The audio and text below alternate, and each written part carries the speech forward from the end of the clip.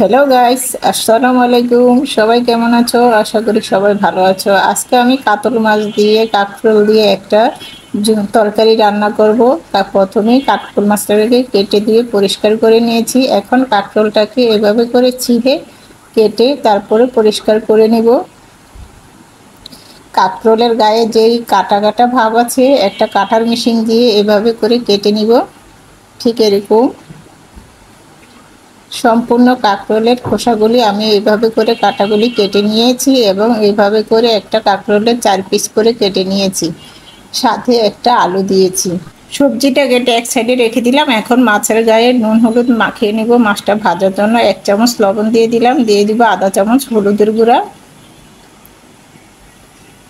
হলুদ লবণ দেওয়া হয়ে গেছে। এখন আমি হাত দিয়ে ভালো করে মাছের গায়ে লবণ হলুদটা মেখে নিব। মাছের গায়ে লবণ হলুদটা মেখে নিয়েছি, এক সাইডে রেখে দিলাম। এখন ভাজার জন্য একটা কড়াই বসিয়ে দিলাম চুলায়। কড়াইটা গরম হয়ে গেছে, দিয়ে দিব সাদা তেল। তেলটা গরম হয়ে গেছে, এখন একটা খুসনির সাহায্যে তেলটাকে ছড়িয়ে দিব।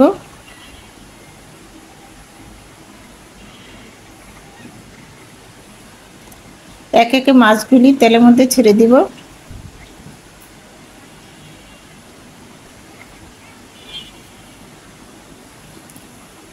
সম্পূর্ণ মাছটা আমি দিয়ে নিয়েছি তেলের মধ্যে। এক পিঠ ভাজা হয়ে গেছে, উল্টিয়ে দিব। আরেক পিঠ ভাজার জন্য রেডি করে দিচ্ছি।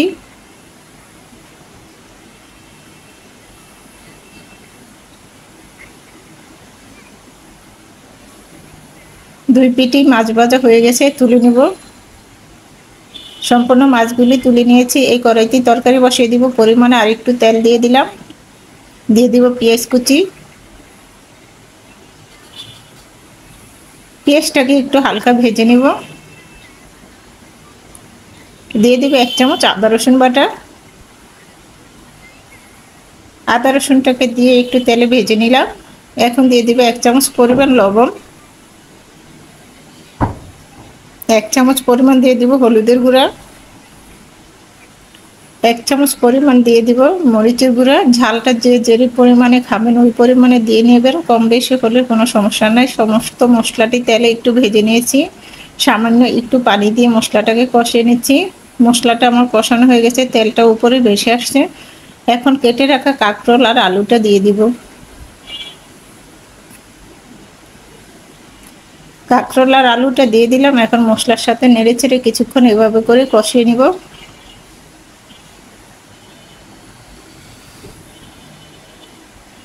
সামান্য একটু পানি দিয়ে দিলাম। কিছুক্ষণের জন্য ঢেকে রান্না করব 5 মিনিট। 5 মিনিট পরে ঢাকনাটা তুলে একটু আলতো করে নেড়ে চেড়ে দিব। কাঁকরোলটা আমার কষানো হয়ে গেছে। কাঁকরোল আর আলুটা এখন ভেজে রাখা মাছগুলি দিয়ে দিব। ভেজে রাখা মাছটা দিয়ে দিলাম, পরিমাণ মতো ঝোল দিয়ে দিব।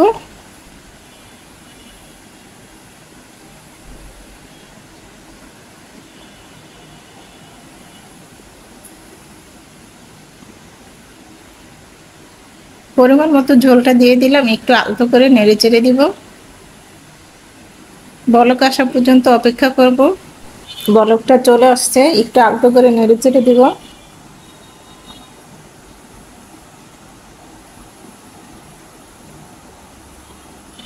এখন বাজার জিরার গুঁড়া দিয়ে দিব 1 চামচ। জিরার গুঁড়াটা দিয়ে একটু নেড়ে চেড়ে দিলাম। তরকারিটা রান্না হয়ে গেছে, চুলাটা অফ করে দিব।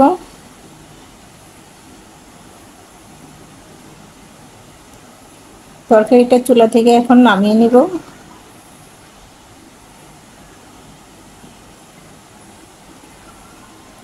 একটা মিশ্রণ বলে বেড়ে দেখাবো কতটা সুন্দর এবং লোভনীয় হয়েছে। খেতে অসাধারণ মজা ছিল। কাঁকরোল দিয়ে কাতল মাছের রেসিপি একটা বাটিতে আমি ঢেলে নিয়ে নিচ্ছি।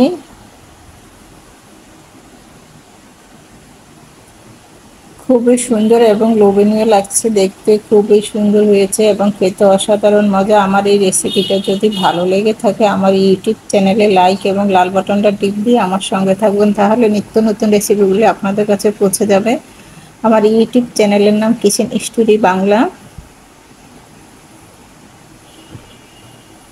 রেসিপিটি এই পর্যন্তই। সবাই ভালো থাকবেন, সুস্থ থাকবেন, নিরাপদ থাকবেন। আল্লাহ হাফেজ।